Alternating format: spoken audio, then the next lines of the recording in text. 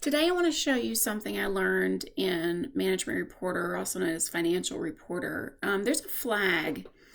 If you go under Settings, so again, you're on a report in Management Reporter and you go to Settings, down here at the bottom there's a button that says Other.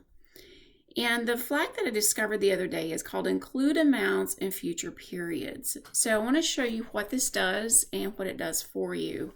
So you can see right now that the flag is checked. All right, so that means that when I run the report, it's going to go look at my columns, and based on my columns, that's going to dictate what data is going to get shown, right? So let me show you my columns, and then I'll show you how I'm going to run the report, and then we can go from there. So I made a very, very simple report.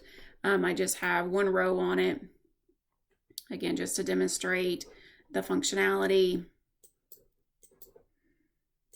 And then if we take a look at my columns, you're going to see here that I have, again, just very simple, one column in here that's set up for financial dimensions, actual base, and I want the year. So January through December, and then I have periodic here. So what I'm telling it is that when I run the report, I don't really care, and I'm air quoting that, what date range I run the report for. I want the whole year. Now with that flag checked, that's exactly what's going to happen. So again, the flag is set. If we go back here to Other, and see Include Amounts in Future Periods is selected. When I run the report, so we're currently sitting in July. So this is July, so I'm going to run it for July. Let me show you what my trial balance.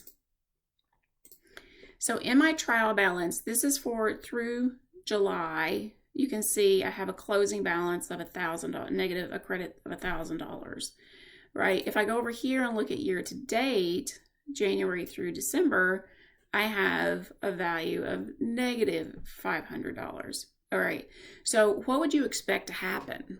So the columns are saying give me 1 to 12.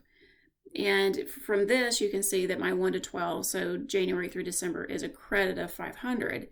Well, when that flag is set, when I generate the report, and again, I'm running the report for July, you can see the base period here is July.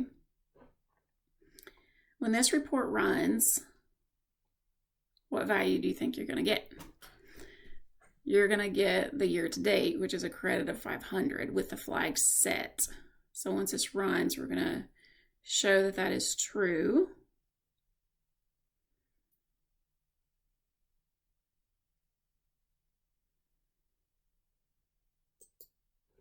And the report's going to pop up here any second.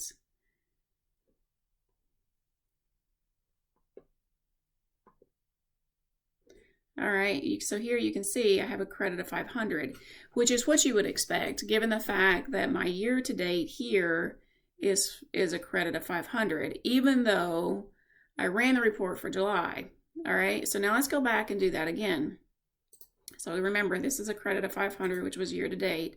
In Management Reporter, I'm going to go set that flag to no. So include amounts in future periods, I'm going to say no. All right. So I'm going to say okay. I'm going to save, and I'm going to generate. And again, I'm running this for July. So because I've unchecked that flag, even though my columns are saying give me the whole year, everything beyond July is considered a future period. And because that's a future period, the report is not going to include that. So while this is running, let's talk about the business application of why you might want to do that. The benefit of unselecting that flag, so it does not include your future periods, gives you the flexibility of going back to past dates and running your report. Say I want to run my report for April.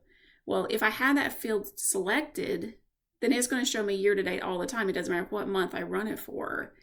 However, if I uncheck that field, then the system's going to only look at the period I'm running it for and run it through year to date for that particular month. So again, here you can see this is $1,000 or credit of 1,000, which aligns with my trial balance of January through July, which is a credit of 1,000. I found this particularly helpful. I was working with a client the other day, and we were running some consolidations and eliminations across lots of different companies and stuff like that. But we were doing it for June, and we were running the report in July. Well, we had the columns all set up the way we wanted them, but because that flag was set, it was still including July, even though I was really trying to run my quarter end financials for June. So just know that the flag is pretty powerful, especially if you're looking to run your reports for a past period. You'll want to make sure you want to select that flag. So I hope this is helpful.